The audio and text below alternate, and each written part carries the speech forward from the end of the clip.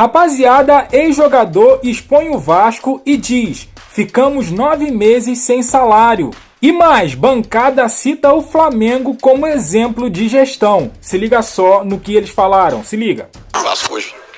Olha, eu não sei como é que tá lá internamente para funcionários. Eu tive no Vasco em 2017, onde funcionário não recebia. Onde jogador ficou quase 9 meses jogando sem receber. Então, se tivesse uma SAF e todo mundo tivesse recebendo ali, aconteceu, isso é verdade, aconteceu de jogador adotar funcionário no clube para pagar conta. Você não recebia? Você ficou sem receber? Eu recebia, eu e o Breno eram os únicos que recebia, sabe por quê? Emprestado pelo São Paulo e eu estava na folha do São Paulo. Então eu acabava recebendo. E aí você dava dinheiro do teu bolso lá para os funcionários? Eu acabava pagando alguns boletos de funcionários, sim, para ajudar. Para jogador também ou só funcionário? Não, para jogador juntou, fizemos uma reunião para poder ver o que poderia ser feito. Chegou a 9 meses de salário? Teve jogador 9 meses. E como é que joga assim? Imagina isso. Imagina se é SAF, isso não acontece, entendeu? Então a minha preocupação não é se... Não, mas o Figueirense também, ele virou SAF e quebrou, né? Mas aí é organização, né? Tem que ver como que é feita a SAF. Mas tem SAF que tem que dar certo, né, cara? A SAF veio pra ajudar. Então, assim, eu penso muito na tia da cozinha, no cara que limpa, né? O massagista, o roupeiro, a logística pra esses caras. Futebol não é só os jogadores, né?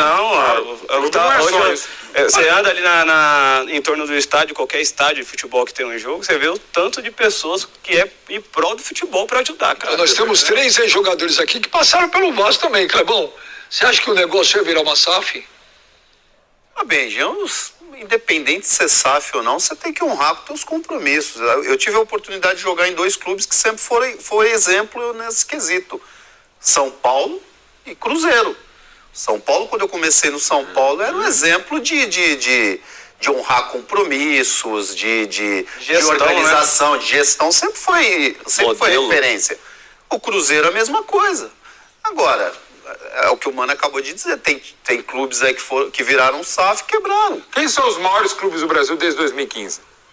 Palmeiras e Flamengo. Cruzeiro também Não, desde 2015.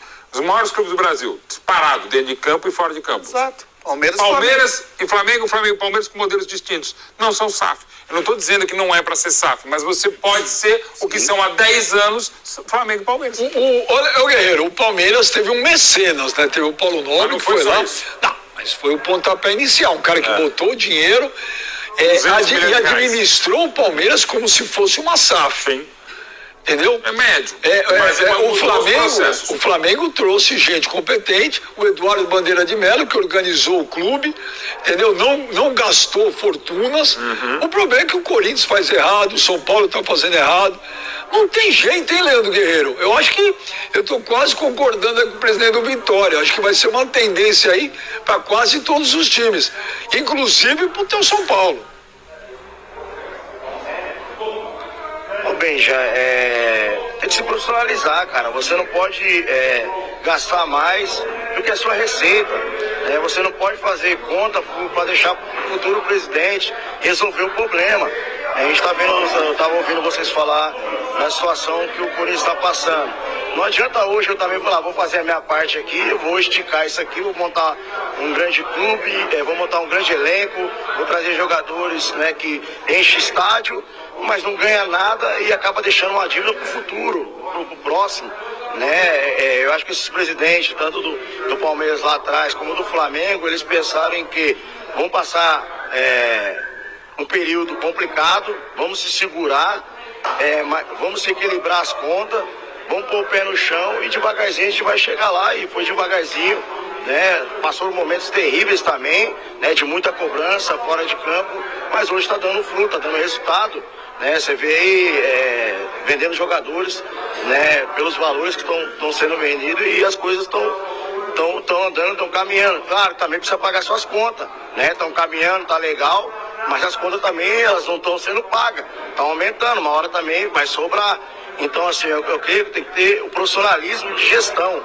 Não é só os 3 anos, 4, 5 anos que você vai passar ali, de montar um grande elenco, depois a conta ficar para alguém pagar, porque no período que você também estava, você também não honrou com as suas contas, né? Aí toda hora a gente está vendo jogadores acionando na justiça e essa bola vai crescendo. Então é honrar quando você passou e deixar também um legado pro próximo que vai entrar no futuro. Ô Guerreiro, você jogou no Vasco também, o Vasco te deve ainda ou não? Não, o Vasco não me deve, mas quando eu cheguei no Vasco, uma situação complicada. O Vasco não tinha classificado, o Vasco estava ali próximo da zona de rebaixamento do Carioca, mas tinha pessoas muito sérias, cara. Tinha Rodrigo Caetano, né, o professor Ricardo Gomes, né, a comissão técnica, pessoas, né, que acreditou. Né, quando eu fui pro Vasco, logo depois foi o Diego Souza, o Alec Gol, o Alexandro, foram chegando jogadores que foram, né, o Felipe foi reintegrado ao grupo, né, que estava afastado, o Felipe Meia, craque de bola, depois jogou muita bola, chegou o Juninho Pernambucano, então as coisas foram se encaixando, a gente foi acreditando, aconteceu de ser campeão da Copa do Brasil e vice-campeão brasileiro, mas que a galera se acreditou. Eu acho que o Rodrigo Caetano, foi um dos maiores profissionais que eu peguei na minha vida.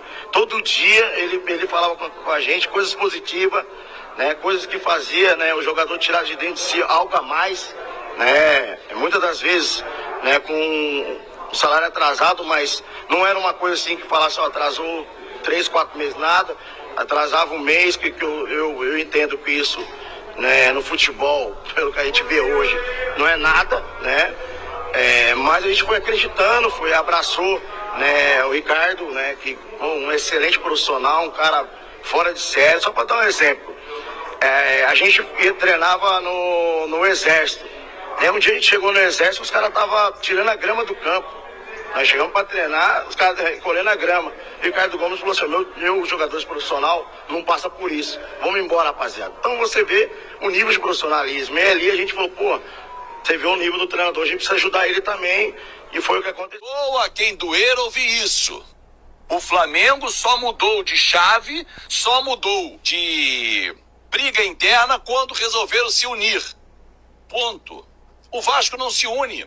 O Vasco não se une. Não é associativo, não é empresarial, é o Vasco. Porque hoje a gente discute que a SAF que é o associativo, a gente divide o Vasco, a gente continua dividindo o Vasco. Ou divide o Vasco pelo MUV, ou divide o Vasco pela Sempre Vasco, ou divide o Vasco pela Mais Vasco, pela cacete. Todo mundo tem um grupo político para poder trocar o barco. Porra, não dá, cara. Vocês conseguem admitir, sincero e honestamente, o Vasco ter quase 40 grupos políticos? Alguém consegue admitir isso? Se isso é normal, quase 40 grupos políticos. Não me venha com a história de que todos querem o bem do Vasco. Não querem. Se um está no poder, os 39 querem derrubar esse do poder. Por que esses grupos não se unem e tenham 2 grupos políticos? Um que vai ser sempre oposição e o outro situação. Porque é importante ter oposição. Não é absurdo ter não, cara. Não é absurdo ter oposição não. É fundamental ter oposição. Até porque a oposição tem que mexer com a situação, tem que incomodar, tem que vistoriar, tem que fazer o seu papel, tem que cobrar. Isso aí, rapaziada, o Vasco na draga danada, né? Wellington, ex-jogador do Vasco, expôs aí 9 meses de salário atrasado na época, lá em 2017, quando ele chegou no Vasco da Gama. E o Fábio Azevedo expondo agora a situação atual. E eles citam o Flamengo como exemplo de gestão. Na verdade, o Flamengo sempre está na pauta desses caras, né? O Flamengo é exemplo, assim como o Palmeiras também é citado aí na bancada lá do Arena, né? Então, o Flamengo sempre está na mente dos rivais. É isso aí, galera. Quero ouvir de você. O que você achou aí desse corte? Deixe seu comentário, deixa aquele like, se inscreva, compartilha. E eu fico por aqui. Até a próxima. Valeu!